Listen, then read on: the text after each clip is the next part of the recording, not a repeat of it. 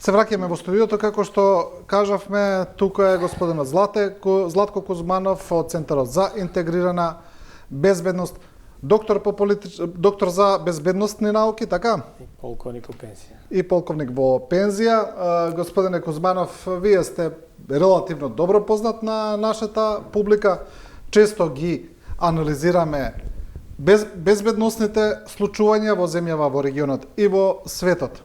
Оно што кај нас е најактуелно, се разбира, е ситуацијата со овие страшни пожари кои се случија, особено пожарот во Трубарево, импликациите кои произлегуваат од нив. Имено, имаме сега една дебата во јавноста која се отвори после изјавите на премиерот, но и на други високи функционери, дека ова што се случува се хибридни напади, хибридни закани, дека тоа е на некој начин хибридна војна која се води против државата, како што самиот премиер кажа, од надвор и од внатре. Тој вели дека со цел да се урне владата, но исто така прилично е интересно што тој рече дека тие напади ќе продолжат и во иднина. Имаме слични изјави и од министрот за внатрешни работи, од други функционери. Еве, и вчера во анализата на телевизија 24 пратеникот Антонио Милошовски ги потврди.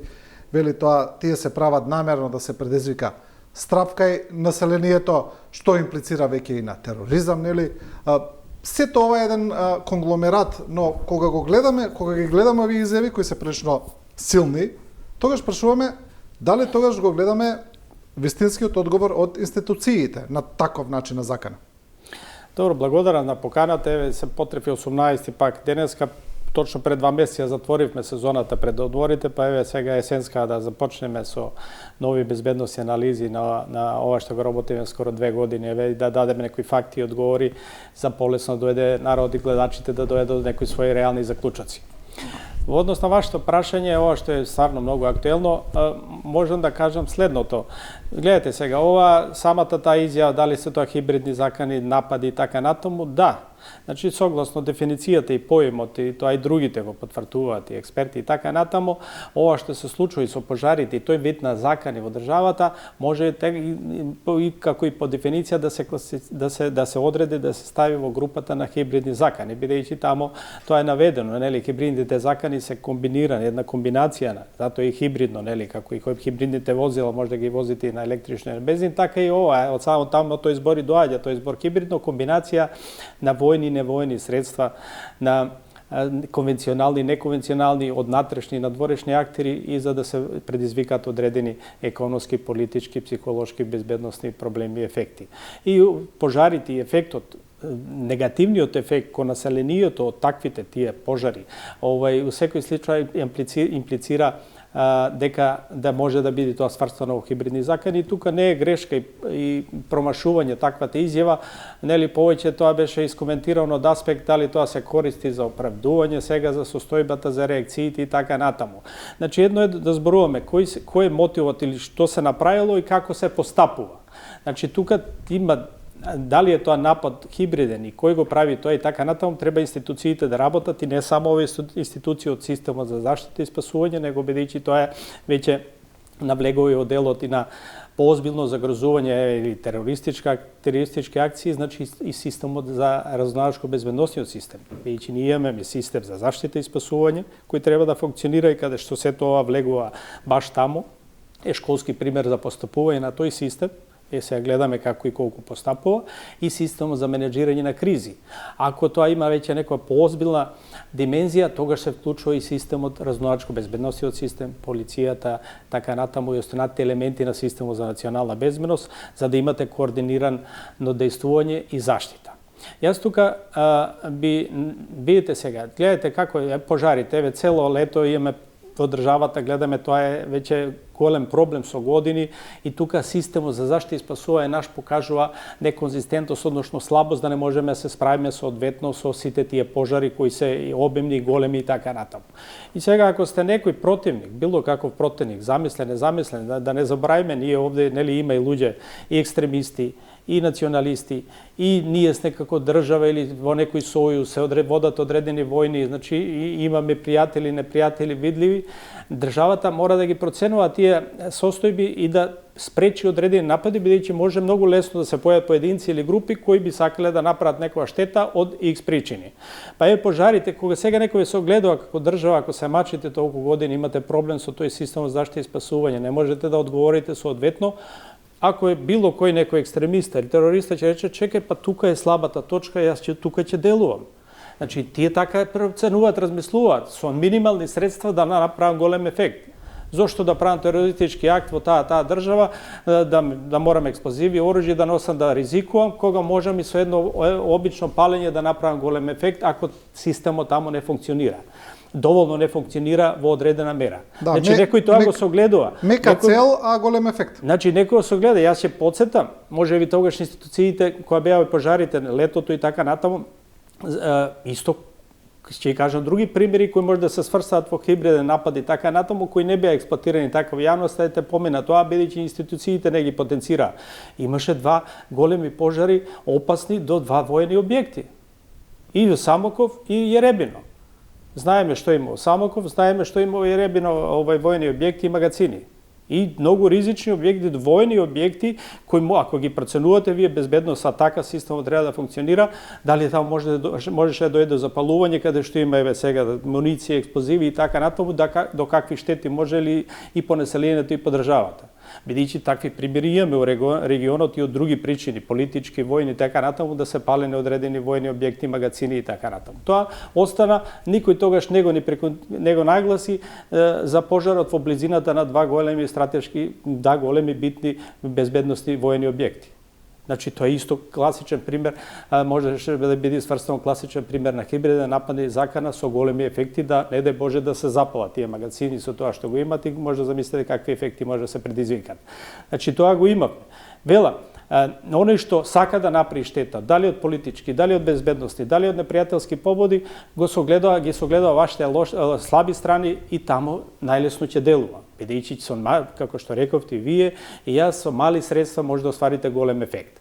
Следно, во овој врска хибридните закани гледав ги следав овие анализите овие денови сега актуелно и по другите телевизии, експерти и така натаму и други, се дигна голема врева околу тоа хибридните, па да потсетам сега бидејќи никој не го спомна. Знаете кој прв малте не го воведе во политичкиот дискурс и во јавноста терминот хибридни закани?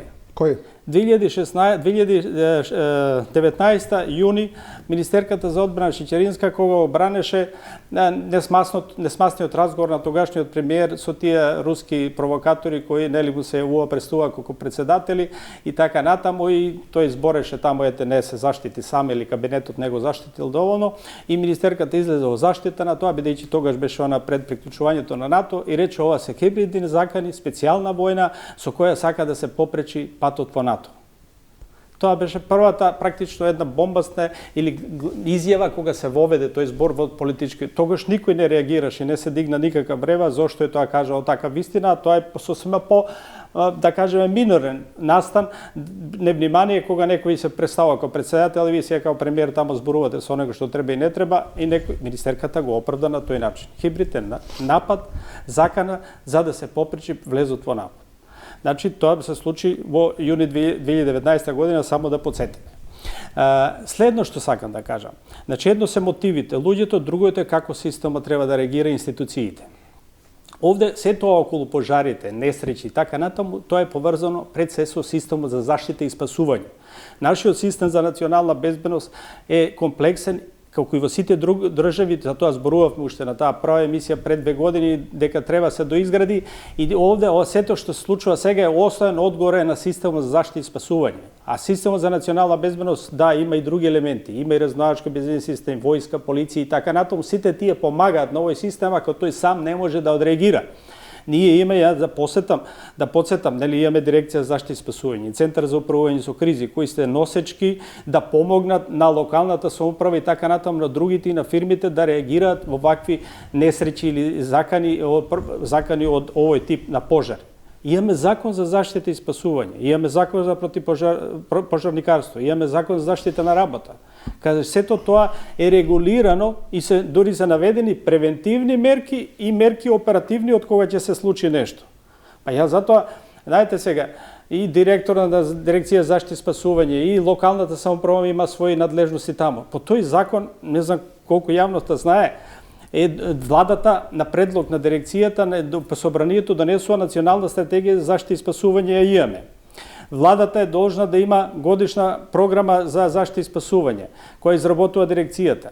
Понатаму, сите ови владата, локалната самоуправа, дирекцијата треба да изработуваат годишна програма за заштита и спасување, проценка за ризиците и план за постапување. И секоја општина, као случај сега, дали Гази Баба, аеродром, така, кои тие се зафатени, секоја општина. И да одредат луѓе, штабови за заштита и спасување кои ќе реагираат во одредена ситуација. Значи, ја затоа, тоа е се регулирано. Колку ви имате сега средства, луѓе, тоа да го остварувате во законот, тоа е веќе Тоа е регулирано законски. Колку го имаме на терен? И сега колку тоа го имате да го остварите е законски предвидено. И ја затоа на пресконференција вакви ситуации, пожари, од директор на заштита и спасување, ЦУК, градоначалниците и така натаму, би сакал да видам тие секако се тука, нели, тие се одговорни, али тука треба да биде шефот, или како да го наречеме, председателот на штабот за цивилна за заштита и спасување, тие лица што по закон треба да постапуваат во такви ситуации, и таму и законот одреди, лако општината, локалната самоуправа и градот Скопје, да не забораваме, бидејќи имаме тука јавна установа, нели, Рисла под градот Скопје. Сите овие и Вардариште е под градот Скопје. И градот Скопје, значи градот Скопје вели, треба да има програма за заштита и спасување годишна, треба да има проценка на заканите и треба да има план за постапување, како и секоја општина. И сега вели овие институции доле, кога ќе искористат своите средства, одма тие се моментално употребливи планови кои треба да ги имаат и реагираат, се случува пожар, одма постапувате, одма го формирате тој штаб за заштита и спасување. Јас не видов овде на ниво на град Скопје таков штаб да се појави или некој кој е одговорен, не слушнав овие денови, а тоа е по закон. Не знаеме ниту дали е оформен. Ама тоа е по законот, што значи законот задолжил, тоа е веќе правна работа, закон дали го имате, тоа треба да одговарате, дали имате или немате тоа, или дали функционира. Значи по мене тоа после доаѓаат и полицијата, и војската, и службите разузнавачко безбедносен систем за помагаат, и тоа го законот да регулира. Ако општината нема своји средства доволно, така натаму, бидејќи тука е дирекцијата носител за заштита и спасување на сето тоа со своите републички сили и тие просторните сили кои ги имаат во општините. А општините, локалната самоуправа, кога ќе и надмене своите капацитети, вели не можеме, бара помош од овие институции, се вклучуваат и дирекцијата, министерствата и така натаму. И тогаш имате координиран настап за било каков пожар, дали тоа од Рубарево, дали Дрисла, дали Вардариште и така натаму. Имаме закони.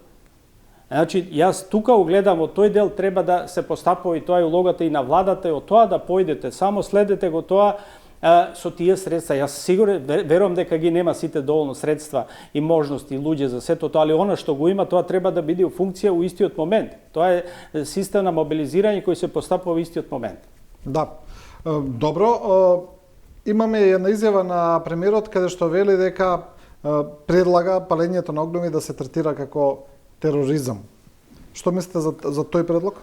Па да, тоа е блиско, рековме, хибридните сакани или напади со своето објаснување, димензија, ефектот што треба да го направат, се многу блиско и до тероризмот. Бидејќи некој што применува хибридни закани, тоа е еден вид на специјална војна, да предизвика страв, да предизвика големи несреќи кај населението, ефекти на економијата, психолошки, информатички, така сето тоа го офаќаат и дефинициите за тероризам. Така да едно тоа со друго е компатибилно и дали ќе употребите хибридни закани, дали како ќе биде формулацијата, интенцијата е веројатно да се заострат тие мерки и казнени мерки и истражни мерки за да може да се санкционираат посоодветно таквите лица, дали внатрешни или надворешни. Да, гледаме дека и тоа го каже министер Тошковски во однос на Вардариште, на пример, дека таму, како што кажа, живеат околу 200 луѓе кои се најчесто одговорни за палењето. Палењето се случува бидејќи тие што сорбираат отпад сакаат да дојдат до бакарот натре, до металите, па согоруваат гума, пластика и сето тоа, тие отпадни материи, бидејќи најлесно им е да го запалат тоа, да изгори, па да ги земат наместо да ги вадат рачно и така натаму, затоа се случуваат пожарите. Но знаеме дека сето тоа е потоа поврзано со трговијата, со тоа каде тие се продаваат потоа тие метали. Ние имаме закони, знаеме дека откупните центри, отпадите не смеат да откупуваат материјали со сомнително потекло, дека треба да бараат потекло од каде има и тоа и така натаму. Но во пракса кај нас тоа не се случува, гледаме дека државата со години, па и со децении не успева да ги исконтролира тие приватни отпади и излегува дека тоа е всушност изворот на целиот тој ланец на криминал кој доведува и до пожари, и до загрозување на животната средина и така натаму. Дали може би мислите дека државата треба да размисли за целосна реорганизација на тој систем на откуп на секундарни сировини? Да, сето тоа е поврзано. Тоа се низедни мерки каде што и ја верувам и на некој начин и регулирано и забрането и кажано таму постои за работа на стовариштата, отпадните стоваришта и така дека не сме да откупуваат и така натаму. Мислам дека и тоа е регулирано и дека тие треба и да пријават или ако некој донесе такви средства кои се очигледно украдени или земени од некои јавни површини и така натаму. Секој случај, значи треба да се заострат тие мерки, да се заостри контролата. Поголем дел од регулативата мислам дека е на хартија ставен, како што и реков, подсетив за систем за заштита и спасување.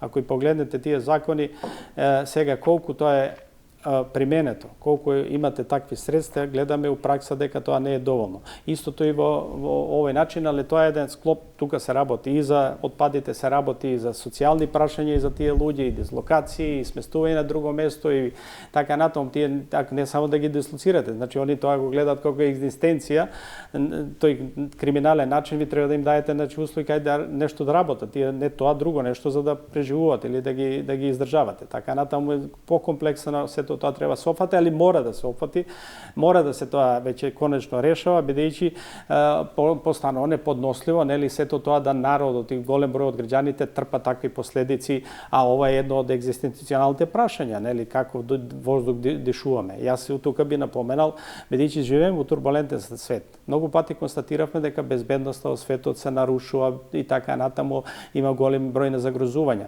Јас би спомнал овде, по сега ги избориме пожарите, дишењето, воздухот. Јас би спомнал водите. Исто како една мерка што треба да се посвети, бидејќи веќе во некои држави имаме и хибридни закани и сајбер напади каде што се делува на системите за снабдување во населени места.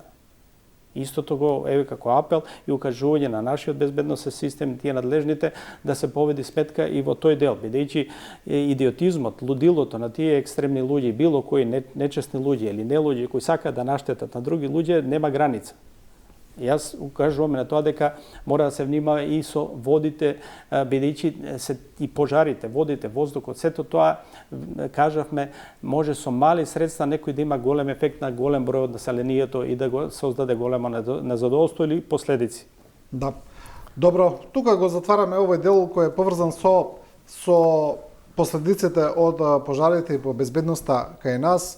Одиме на оние теми кои често ги анализираме, но гледаме каде има динамични промени, каде што работите се менуваат.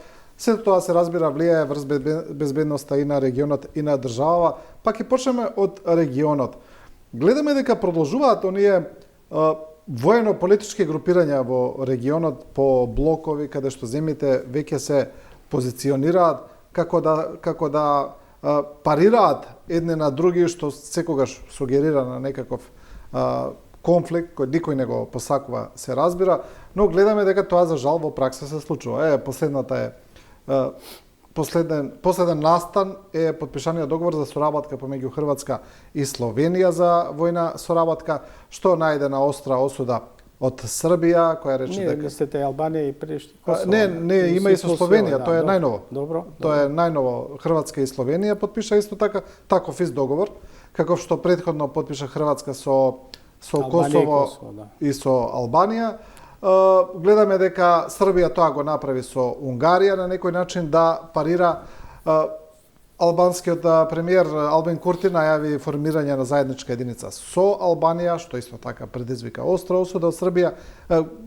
Продолжуваат овие групирања во регионот, како што кажав, како да се создаваат некакви блокови за некаков можен конфликт. Сите, ако зборуваме сега за регионот и околу нас што се случува, бидејќи многу е битно тоа и на нашата безбедност, можеме да ја дадеме следните констатации. Значи, тука на безбедносен план како оценка гледаме дека ситуацијата и понатаму е сложена на Балканот и во овие држави околу нас. Можеме и поединечно секоја држава да дадеме одредено ниво на безбедностна состојба и ескалација.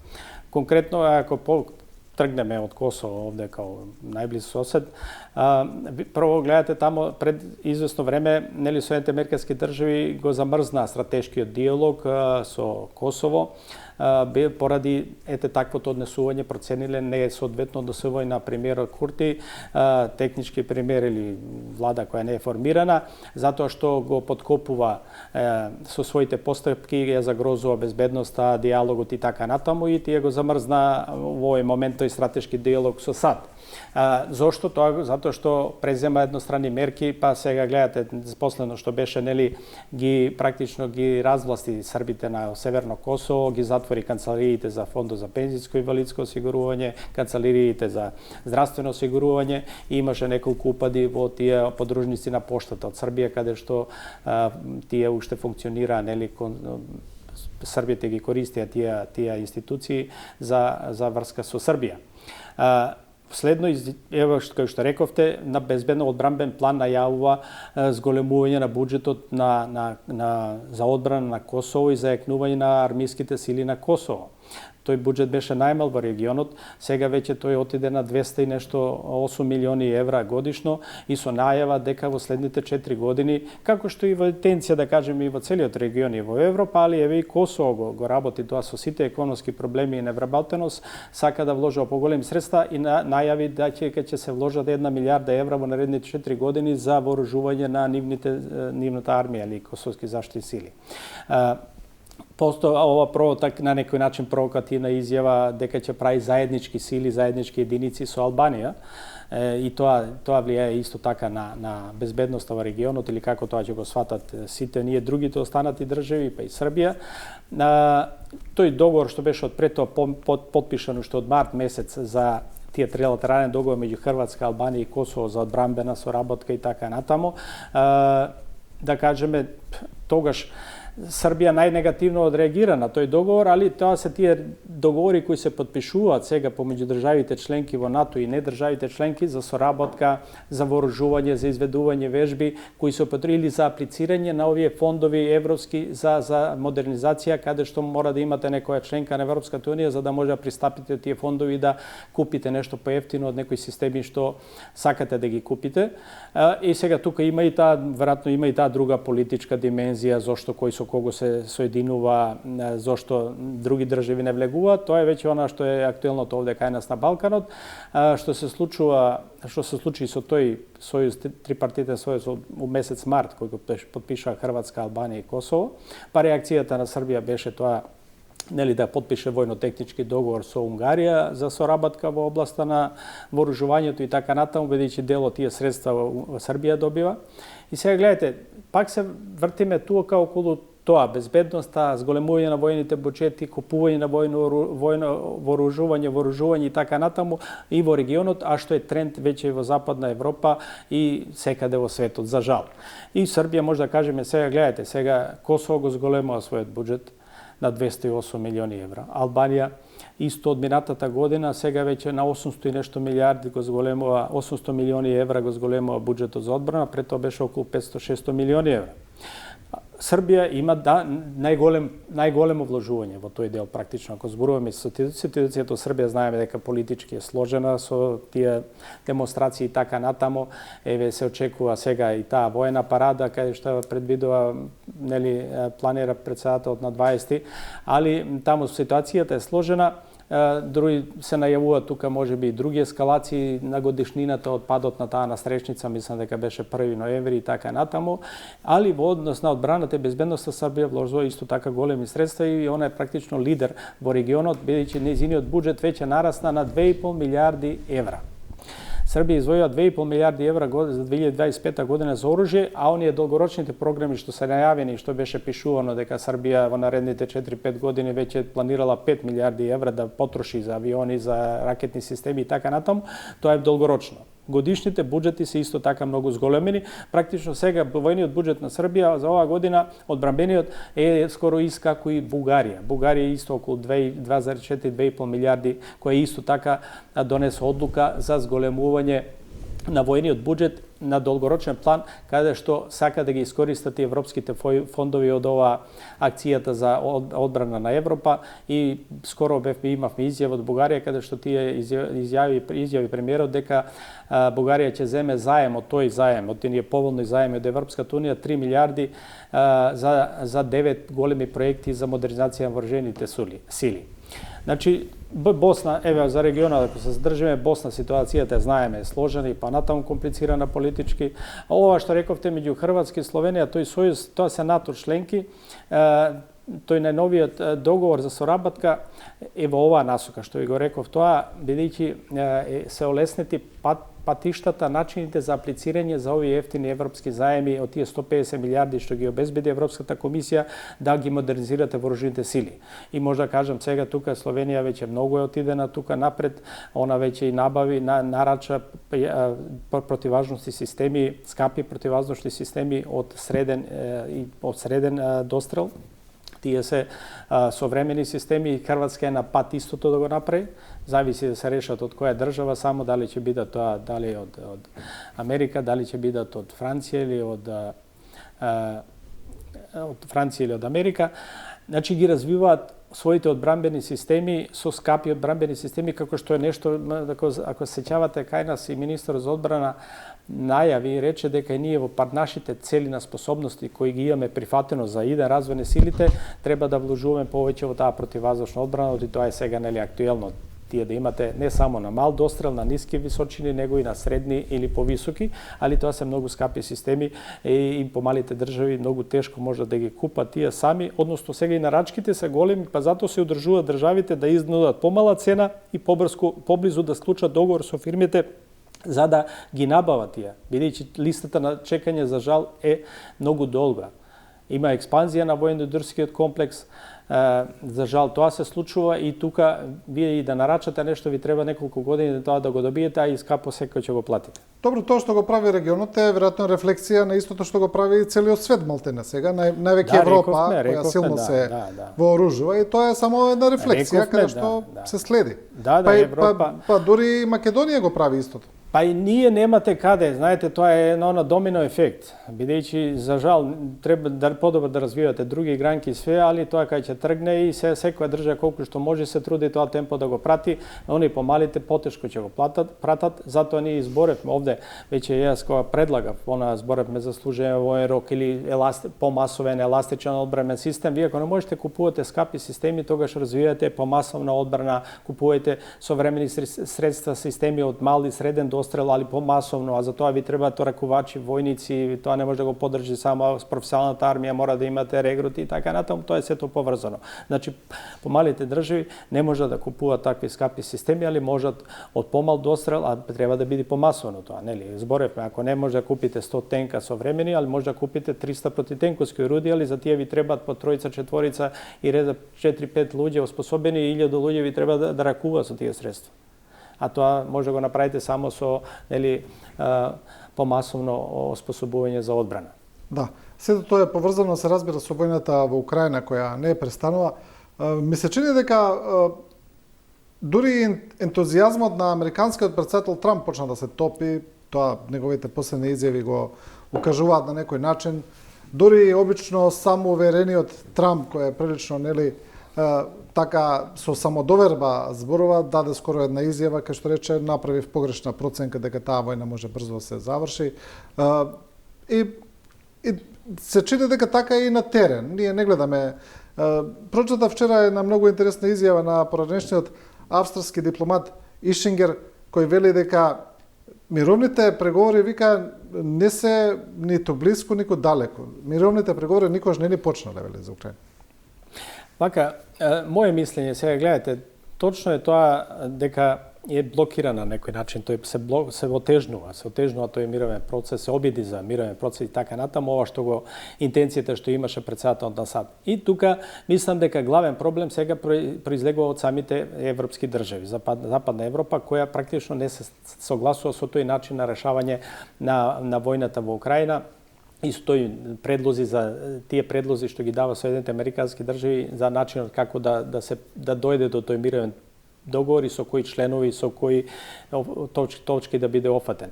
Тука главен проблем мислам дека е што и смета на Европа. Европа, нели гледате сега, тука е тоа и безбедност, за жал, гинат луѓе све, али тоа е и безбедност, и политика, и бизнес, и интерес. И сега Европа може да, вие сте подпишавте со Украина и договор за искористување на минералите, на некој начин ќе се ги вратите средства, што ги вложуваме, ние исто Европа оти тука се тие задње време, значи Европа има вложено во Украина помош и така натам војна негде приближно кои Соединените американски држави. Ќе си остварите свој интерес, а каде сме ние тука Европа? Веројатно така размисля европските држави, од водечките држави во Европската унија. Каде сме ние во тоа? Што имаме тамо во таа западна Украина, тој дел што остана, кога ние исто даваме толку средства, а вие се договоривте. Друго, следно, велиме, нели сите велат ова, дај Европа се вооружува, ќе парира на Русија за 4-5 години до таа 2030 фамозно што велат, нели да се направи паритет со конвенционално вооружување за да може да се парира на Русија, да не се дозволи да има и други напади и така натаму. Значи сега го не можете тоа, сега ги развивате системите. А веројатно дел од европските држави тие водечки размислуваат сега ако се смири ситуацијата тамо, се потпише договор, тогаш Русија ќе може да се консолидира и повторно да ги обнови, да ги ојача своите сили и вие практично нема да стигнете да им парирате ако ви треба 4-5 години да изградите јаки вооружени сили во Европа. Може и тоа е еден од причините за европските држави кои не го сакаат тоа да се смири. Сад тука е поповлечена и вели затоа што она не мислеше веќе да учествува со гаранции со своји сили во Украина, затоа што нели вниманието е насочено кон Пацификот, каде што требаат милиарди тамо, тоа е големо пространство и сад так практично он гради тамо еден друг вид на еден помал вид на НАТО сојуз со тие сојузници визави Кина. И сега гледате, тука Европа веројатно си купува време ако веќе започнала Европа, нели се донесе одлуката за модернизација и вооружување на Европа државите. Ако им треба време сега и се произведуваат и оружје и муниција, они што ги немаат за да им парирате на Русија, па не ви одговара, веројатно не им одговара да се смири таа ситуација, затоа што Русија ако се смири, се потпише некој примирие, се најде некој договор, повторно ќе почне да зајакнува своите сили. Тоа е една од работата и мислам дека тука проблемот, мислам дури ова со ова посета сега на председател Трамп во Британија, кој е еден главните нивни стратешки партнери во Европа овде, мислам дека и тука ќе има тајни разговори или за цената, бидејќи знаете дека Велика Британија со Франција се едни од најекстремните или највоено настроените во однос на Русија да продолжи ова све и така натаму, да се оди со војни решенија, да не се барат мировни решенија. Да. Јас тука би кажала и друга една, сега ова ќе го споделам со вас како можни решенија, бидејќи рековме, проблем е гаранцијата за Украина и за Русија е проблем гаранцијата на влезот на вооружени сили кои ќе гарантираат тој мир, некој мировен договор во Украина. Русија инсистира да не може тамо да влезат не посебно не НАТО сили и да Украина мора да биде демилитаризирана и да биде неутрална. Украина бара таква заштита, гаранција, не сакаме такви сили да има од Европа, пред се од овие водечките европски сили, затоа што они мислат дека е тоа гарант за нивната безбедност. Тука Соединените американски држави се изјаснија дека нема да праќаат своји сили.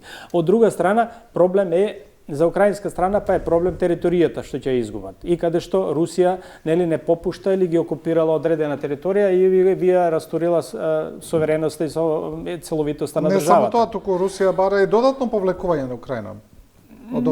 Тоа се веќе тактики и преговарања, али еве ова сега што го контролира поентата. Ми сега гледате еве една шпекулативна или идеја или изгледно или вин-вин решение кој еве ќе го поставам, не го коментирал никој, јас ќе го поставам вака.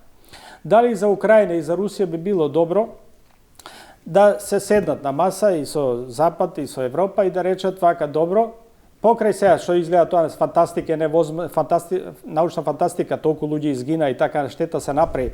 Еве ние, ако не се подпишуваме, седнуваме, Украина прифаќа да биде неутрална, да нема никакви сили меѓународни на нејзина територија, да нема јаки вооружени сили, да биде неутрална, она што беше на почетокот, нели, пред да дојде конфликтот, да биде неутрална, ние, Русија ќе се повлече од овие, ќе врати контролата на овие територии кај што живеат русите и Украина, Украина ќе задржи целовитоста, веројатно тука Крим ќе остане као некој специјален статус, бидејќи јунака го имаше и пред војната тој специјален статус. И сега, еве, дали е тоа едно решение можно за ова војна, па и за Русија и за Украина? Znači, Rusija da se povleče od tije regioni, ali tamo da se donese miran dogovor kada neće tije ruskoto naselenije će dobije golema lokalna autonomija, prava i така натаму. Украина ќе ја задржи, да кажеме, границата како целовитоста на државата, на тие граница, да граница према Русија да нема војска, да има, например, гранична полиција, како што е у другите држави, одмешаното становништво, полицијата да го осликува мултиетничниот карактер од население, така натаму се прави еден договор. Русија го задржува она, го добива она што најго бара неутрална Украина, не во НАТО и никакви сили таму и нејаки вооружени сили во Украина. Ова територија онака на локално ниво, локална автономија, пак ќе бидат тие главни руси таму што живеат, али ќе се задржи целовитоста на Украина. Тоа е сега едно мое размислување, решение, излез од оваа ситуација, вин-вин решение кое може да биде, јас да сум на местото на Путин или на Русија, јас би размислувал и така. Оти што, и територии треба на Русија? Да, на она пространство, еден минерали им требаат на Русија. Да, но се чини дека двете страни не успеваат да мрднат од тврдите позиции. И сега, нели, направена е, пак оста злата крв, изгинале многу луѓе и сега никој не ќе се врати на таа почетна позиција, ќе рече чекај, па зошто изгинаа толку луѓе? Па, али што ќе добиете па друго? Ќе добиете поделена држава. Ќе би добиете се од реката Днепар, од друга страна, значи нема да биде и ваше, таа западна Украина ќе биде ваша, односно ќе влезат тие западни сили и вие сте поделиле државата. Ова е едно решение кое кажувам за да се задржи некој унитарен карактер на Украина, односно да се врати на оние постулати за да не дојде таа војна кај што требало да биде неутрална, без сили и така натаму и она да има таа благосостојба економија и да и користи благодетите и од истокот и од западот. Тоа е видите ова решение што вие го предлагате е исклучително поволно за Украина. И за Русија. За Русија, по мене и за Русија. Се разбира дека и за Русија, но мислам дека на ова решение Русија би гледала потешко, бидејќи нели ги стави тие региони веќе во својот. Јас реков едно шпекулативно, али за мене едно сосема разумно, бидејќи ова сето заглавуваме. Ова идеме другото. Инаку тоа е за Украина вин-вин ситуација. И одиме кон војна, другото ова да чекаме со вооружје Европа, Британија што инсистира, Франција и така натаму и други држави сега да се оди кон некои војни решенија, натрупување на силите. Само додатна ескалација. Па еве сега гледате ова ситуацијата со дроновите. Гледате никој тоа не го прекоментира така и него што беше инцидентот со дроновите во Полска. Гледате сега за еден таков инцидент или напад, планиран или непланиран, кои све ефекти и механизми се отворија и прашања. Прво, што беа факти? Факти беа да Русија преку Белорусија се обидува и напаѓа и пред тоа напаѓаше Украина од таа страна, користејќи таму границата да нападне Украина во тие западен дел на Украина, каде што се тие коридорите на достава на оружје и средства од западот кон Украина. И дело тие дронови нели завршија во полски воздушен простор, Полска е членка на НАТО и околу тоа сега гледате се дигна голема врева, практично и карактеристично е, опипливо е тука дека тоа се направи преголема врева околу тоа се направи. Бидејќи таму беа соборени само неколку дрона, другите паднали и така натаму, дел повеќе тоа може да биле и само изведувачки за снимање или за провокација. И сега тоа е состојбата. Русија изјави дека не е била цел на јавната изјава беше на Русија дека не е цели во Полска и дека и дури нагласија тие велат некој се обидел со електронско ометање да ги пренасочи тие дронови. Тоа беше од руска страна. Тоа го негираше Полска, негираше Украина. Али гледате што се случи сега од тој настан. Полска реагираше многу жестоко. Се повика на член 4. Сега во моментот 11 НАТО држави испратија своји единици војни, ги зајакна дополнително силите во Полска. Значи, Полска, 11 НАТО држави испратија своји авиони борбени, авакси, сили, хеликоптери и така натаму на веќе постојните борбени групи во Полска. Бидејќи, знаете дека Полска е командата, мултинационалниот корпус на НАТО, северо-исток, делот кој е составен од 4 дивизии. Мултинационалната дивизија северо-исток е во Полска. Значи таму има борбена група на НАТО каде што ги предводи Соединетите американски држави и други држави, уште неколку држави. Во Полска и вака во постојната констелација има 10.000 американски војници покрај другите војници од НАТО. Сега Полска со овој случај со дроновите, тука се зајакна силите на НАТО, се донесе ново вооружување. Сега дали се прашуваме, еве да шпекулираме или да размислуваме, дали тие дронови Полска негира, Украина негира дека они со електронско ометање тоа го направиле па да предизвикаат штета на Русија, бидејќи ефектот кој се направи во однос на Полска ги заекна своите сили, дојдаа партнерите со повеќе сили, вооружување во Полска.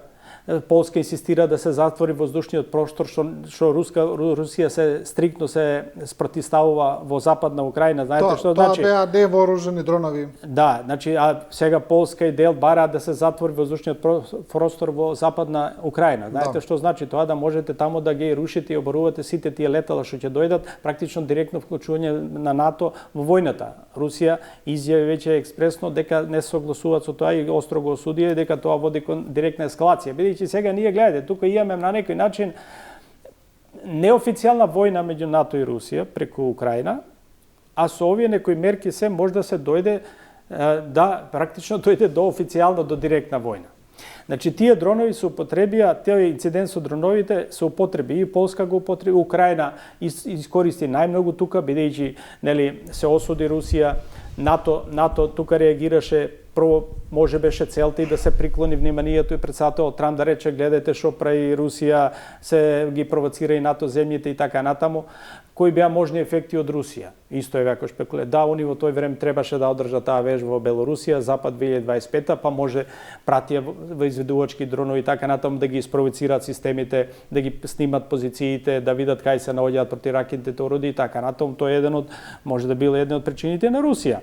Да. Друго, следно, во истиот време, дали знаете, тоа беа на 9 на 10 со дроновите големиот инцидент. На 9 дента пред дроновите во Лондон се одржуваше контакт група за одбрана на Украина, каде што беше генералниот секретар НАТО и каде што се одлучуваше во Лондон, значи состанокот беше во Лондон, каде што беа министрите за одбрана на Украина, на Германија и на Велика Британија и генералниот секретар.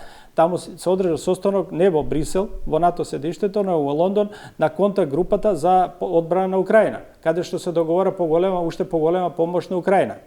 Следно, во овој период, не знам колку се следи, јано сигурно не следи податоци, веќе 7-8 држави од европски држави, значи Британија,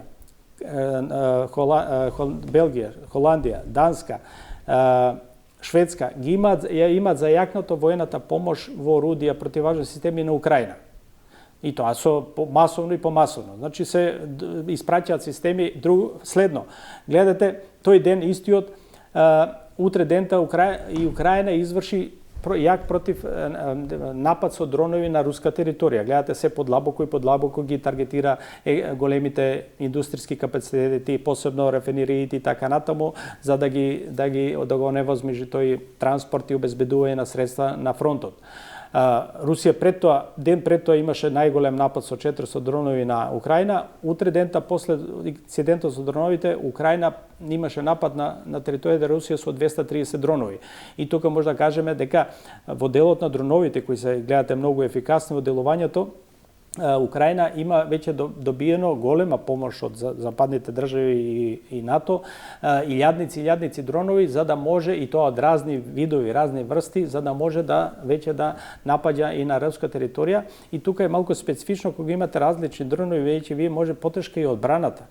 Русија, ако има 1, 2, 3 дрона и така натаму, ако ги пробиете вие шифрите и електронското попречување тие дрони, може да направите ефект. Ако го имате дронови од повеќе држави со различни технички можности, тука е веќе поголема потешкотија да ги блокирате или да се спротивставите на тие дронови. Така да и тоа е тука сега вклучено. На линијата на разграничување нема некои поголеми поместувања, притисокот тука кај Петровска од русите и понатаму и нешто доле кај Запорожје. Али овие дронови, гледате како се употребија тој инцидент со дроновите за еден покомплексен одговор за заострување на ситуацијата. НАТО одреагира тука, се воспостави или се зајакни тој штит, како го нарекуваме, источна стража, се зајакни силите за источна стража, значи зајакнување на силите на границата и од Балтичките држави и од Полска и надолу. Па дури изјави од Бугарија, имаше министерот и ние со нивните мигови ќе реагираме, допринесуваме да рушиме дронови и така натаму, како дел од тие напори.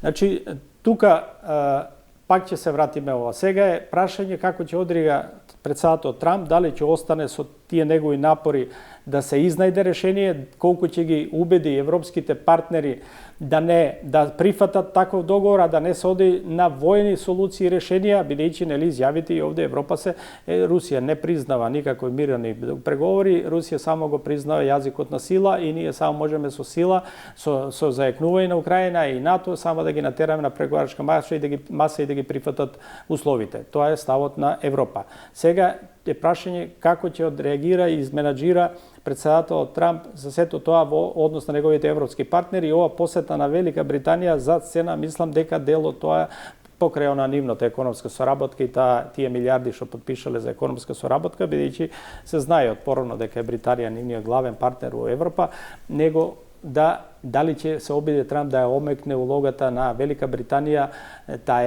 воинствениот настап кон Русија во однос кон другите европски партнери, а после полесно ќе може да настапи кон Франција или Германија и така натаму, бидејќи тие се водечките покрај и помалите Балтичките и Полска кои се засегнати.